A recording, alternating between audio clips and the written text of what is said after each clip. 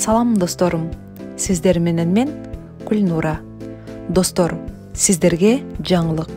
Кече биз Кореянын Инчон шаарына, автоунаа базарына барып кайттык. Ал жерде ар тармак боюнча иштеген биздин кыргыз жигиттер менен таанышып, бизге кызыктуу болгон суроолорго жооп алып келдик.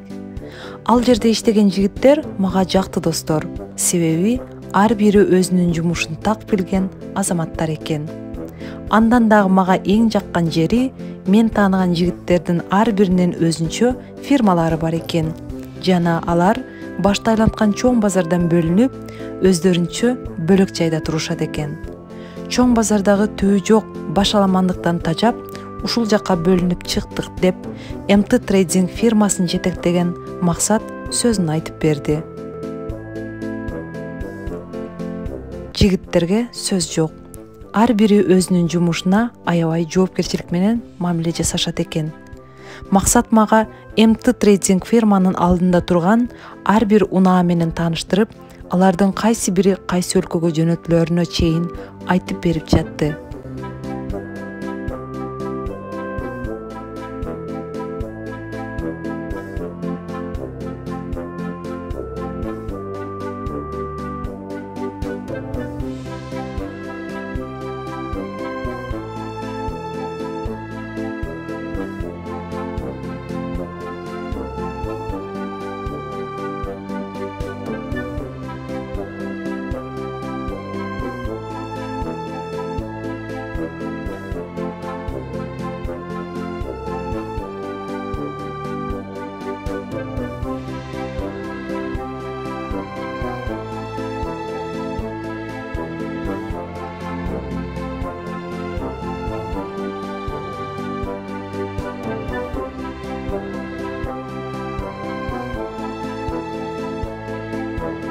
Кыргызстанга кете турган? Бул 2016 Кыргызстанга президенттен өзү.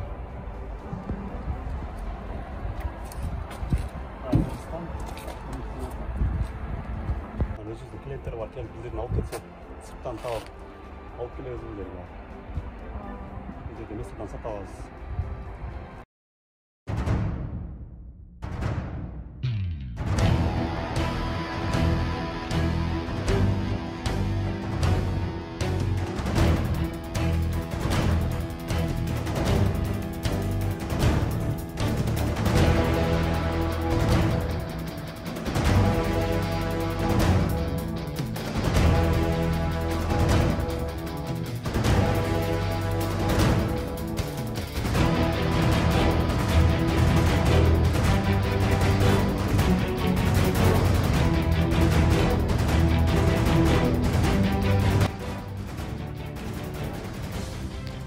Ортодо экскаватор менен бизнес кылган жигиттер да бар деп айтып өтүштү. Шылтоо менен жана дагы башка бизнесмендер менен тааныштык. Корея бар деп тааныса керек бул ишин. Да? Өзүңүз тууралуу айтып кетпейсизби? Бул эмеде канча жылдан бери иштеп атасыз? Бул сферада 10 жылдан бери.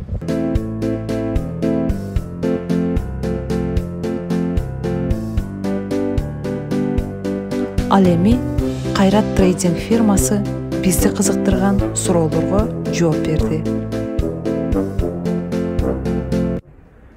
Бул сферада именно Кореяда 4-жыл болду, 5-жылга кетип атат. Буга чейин Кыргызстанда да иштегенбиз, машина тармагында.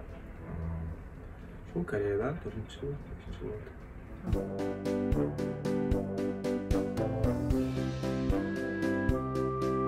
Кыргызстандан бейтааныш адамдар сага машина заказ кылышса, сен ошону Кыргызстанга ишеничтүү кылып жеткизип беришиңе кандай кепилдик бере аласың? Сурооңуз туура эле болду го дейм, анткени азыр бейтааныш адамга ишенич өзү эле өтө оор. Мурун 10 жыл мурун, 15 жыл мурун адамдар баягы тааныштар аркылуу, достор аркылуу машиналарды заказ кыла алган болсо, азыр замандын өнүгүп калганы, полный интернет. Ошондой эле биздин страницалардан көп киши кардарлар бизге ушундай эле болуп келет. Биздин страницадан машинаны көрүп, жактырып, анан балким ал машина сатылып кеткен болот. Мисалга айта кетсек, бул азыр биз только Кыргызстанга иштебейбиз. ошондой эле баягы Азербайжан бар, Украина бар. Ошол жактагы эле адамдар мисалы үчүн бизге кантип ишенет десеңиз, ал жакта да офистер бар. Обязательно порядке. Кыргызстан, Кореяда турган, мисалы үчүн Автокорея ЛТД да, ошонун филиалдары бар. Кыргызстанда, Бакуда, Кыргызстандагысына, бизге Кыргызстанга тиеши болгондон кийин адамдар жөн эле барып бейтаныш адамга акчаны бербейт. Обязательно бул жактан биринчи биз акчаны алаардан мурун кардардын заказына карайбыз да. Допустим, офиске келип, мисалы үчүн мондай машина керек эле деп заказ берилип түшө турган болсо, бул жакта чогуу иштеген балдарыбыз бар. Ошолор менен ошол машинаны таап, сүрөт, видео, мындай айтканда Америкада Carfax деп коет, бизге түшүндүрүп коет, страховочный лист. Ошонун технический состояниясын, машинанын юридический состояниясын полный каралып, эгер таза болсо, полный фото отчет, видео отчет кылып клиентке жиберебиз, кардарга. Анан эгер клиентке жага турган болсо машина, анан офиске барып, уже на готовую машину, мындай айтканда, кандай машина алам, эмне машина алам деп ойлонбой, сразу же даяр машинага, мисалы үчүн уже вин-код, жылы, прайс баардыгы уже дайым болуп барат дагы. Кыргызстанда офисте договор түзүшүп, акчасын төлөп, еще акчаны төлөгөндө по частям төлөнөт да. Мисалы үчүн биринчи договор түзүлүп, мисалы үчүн машина табылгандан кийин только машинанын акчасы төлөнөт. Ошол Кыргызстандагы мисалы үчүн офиске барганда ал жакта полностью мындай айтканда закондоштурулган. Он кагаздан турган договор болот. Ошонун баары менен таанышып, окуп, эгер өзүнөн туура келсе, анан заказ берип. Жөнөтүлгөн машиналар ушул баягы чыккан боюнча бүтүн кетеби же баягы запчастарын чачып жөнөтүп, Кыргызстанга баргандан кийин кайра топтоп беришеби? Кандай кылып беришет? Эми жөнөтүүнүн жолу ар кандай болот. Кээ бир машиналар бар, чачылып жүктөлө турган. Кээ бир машиналар бар, эчтеке чечилбей жүктөлөт. Бирок өзүбүз жөнөткөн тажрыйба боюнча айта кетсем, биз 4 машина либо 5 машина жүктөлөт. Анда чечиле тургандардан эми бампер чечилиши мүмкүн, фара, больше башка эч нерсе чечилбейт да. Кээ бир машиналар бар, полностью чачылып, анан кайра Кыргызстанга жүктөлөт. Бирок андай машиналар менен иштебейбиз. Машинанын зыянын алып калбайбы? Бияктан чачып, анан кайра ал жактан барып жыйнап отуруу кандай? Бул мындай да. Ар бир адам өзүнө ыңгайлуу жана пайдалуу жагын карайт да. Ошондой эле айта кетсек, мисалы үчүн көп адамдар, ошо чачып жүктөйт аткан адамдар, алар бул жактан машина болобу, запчасть болобу, контейнерди в целом өзү алып, өзү акчасына Кыргызстанга алып барып, анан чогултуп сатат да. Ал эми ар бир адамдын өз каалоосу. Бирок биз как только заказ менен иштегенге байланыштуу, биздин ошондо мисалы үчүн жол акысы $200 кымбатыраак болушу мүмкүн.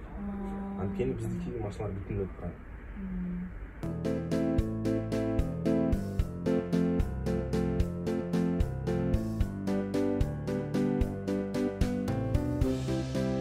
Мындай суроо түштү да. Российский портер менен корейский портер экөөнүн жылы бирдей. Бирок баасы ар кандай. Кореяныкы Россияныкына караганда кымбат экен. Бирок адамдар Россияныкын албастан почему-то Кореяныкына көбүрөөк умтулушат экен да. Экөөнүн айырмасы кандай? Тиги Россияныкы арзан болот атпайбы? Эмне үчүн барып Россияныкын ала койбойт дагы? Ошо кымбат болуп турса дагы ушул Кореяныкына умтулуп, ушул жактыкын алабыз дей беришет да. Сурооңузду түшүндүм. Негизи Кореядан чыккан товар, өзүнүн товары болгон үчүн өзүнүн өлкөсүнө жазалат да. Мисалы для местного пользования. Анан экспортный вариант болот. Анан кийин уже Россиядан чыккан сборка бар да. Ал үчөөнүн мындай айтканда жылы окшош болушу мүмкүн, өң окшош болушу мүмкүн, бирок калган критерийлер эч окшошпойт. Анткени ошол эле корейский портер бирлер 2004-кө чейин чыккан болсо, Россияда алар 2010-го чейин чыкса керек эле да. Мен жаңылып калышым мүмкүн, бирок ошондой узагыраак болуп чыккан. Анан эң эле айырмачылыгы российский портер менен корейский портердин Россияда бир мост болот, одномостный деп коет артында. Артында Кореяда эки мост, двухмостной болот. ошол эң эле бир айырмадагы анан кабинада айырма. Кабина. Кабинада корейскийде бул уже доработанный да, бизге ыңгайлуу келген чоң ак. Негизи эле сапаты боюнча бияк жакшыраак. Кореяныкы.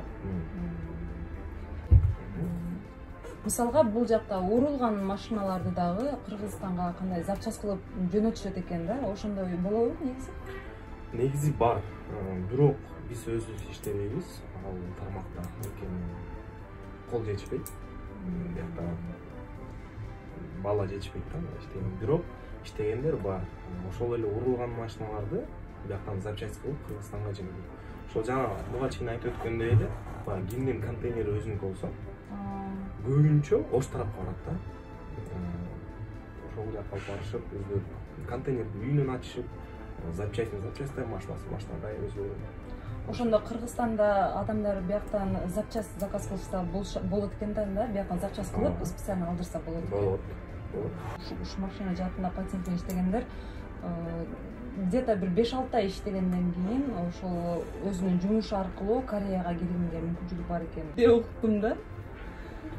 Эми бул тармакты мен так жооп бере албайм, анткени бул уже посольствонун иши. Биз ага аралаша албайбыз. Бирок кандай десем, 5-6 айда мүмкүн эмес болушу мүмкүн. 1 жылдан өтүп 2 жылга жакын болсо, бул жакта деле мындай да, биздин билген маалымат боюнча обязательно чек, банковский счет текшерилет, чек текшерилет, кандай болуп келген, эмне болуп келген. Бирок кылса болот. Убакыт керек и аны дагы иш жүзүндө тастыктап бериш керек болду. Жөн эле формальность эмес, еще и в деле надо будет так делать. Кээ бир Кыргызстанда адамдар бар да, мисалы Кореядан кандай машина алса сапаттуу болот, ошону мындай толук билбей жүргөн адамдар бар. Сен өзүң специалист катары, мисалы кайсы машинаны алса болот деп ойлойсуң? То есть кандай кеңеш бересиң Кыргызстанда азыр көрүп аткан көрүүчүлөргө?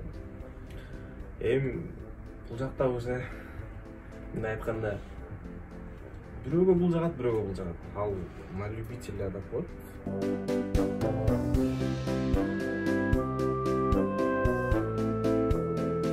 Мен бул машина сапаттуу, бул машина сапатсыз деп айта албайм. Анткени ар бир машинанын өзүнүн кардагы бар. Ошондой эле Матизден баштап азыркы биздин корейский джиптарга чейин да. Анан кимге кандай болсо, бирок жумушка деп азыр бизден газ машиналарды көп алат. Ал К5, Соната, ошондой эле эң популярдуу болуп кеткен Кыргызстанга кроссоверлердин бири бул Santa Fe менен Sportage, Sorento. Өкө жакшы келет. Анан Sportage, Tucson уже ал мындай айтканда на любитель кете берет. Менимче мурун 10 жыл мурун корейский машина десе, Кыргызстандагы элдин көбү, мисалы үчүн, терс мүнөздөрү мындай карап коюшу мүмкүн да.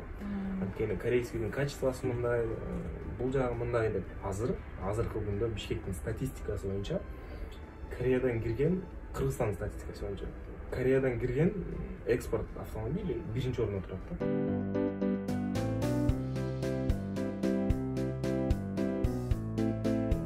Азыр эң эле популярный болгон К5 менен, К5 менен Сонатанын баалары Кыргызстанга жетиши менен где-то 7,5-дан 8,5 чейин болот да. То есть бунун ичинде растаможка, номер баардыгы бар. Жок, номер кошулбайт. Номер кошулбайт. Номер кошулбайт. Бул жакта машинанын өз баасы, жолу, транспортировка. Анан Кыргызстанга келгенден кийин растаможкасы. Жөнөтүлгөн күндөн баштап канча убакытта жетип барат, колго тийиши Кыргызстанга бар? Эми бул суроо азыр коронавируска байланыштуу так бир числону айтыш оор да. Анткени Кытайдан эрте чыгып калышы мүмкүн, кеч чыгып калышы мүмкүн. Азыр в среднем где-то 35 күн да. Эгер абал туруктуу болуп, мурдагыдай калыбына келсе, 20 күндөн 30 күнгө чейин барат. Бул жактан жүктөлүп, контейнерге жүктөлгөндөн кийин убакыт.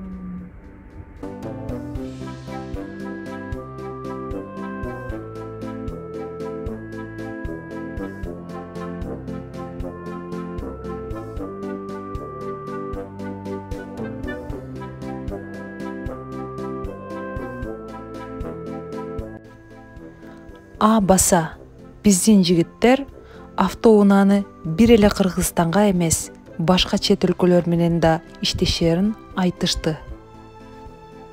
Мисалга, Кыргызстанга, Өзбекстанга, Тажикстанга, Казакстанга, Украинага, Азербайжанга жана башка өлкөлөргө да жиберерин айтышты.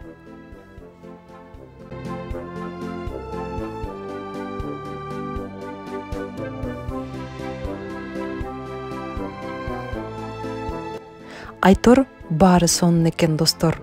Мага аябай жакты.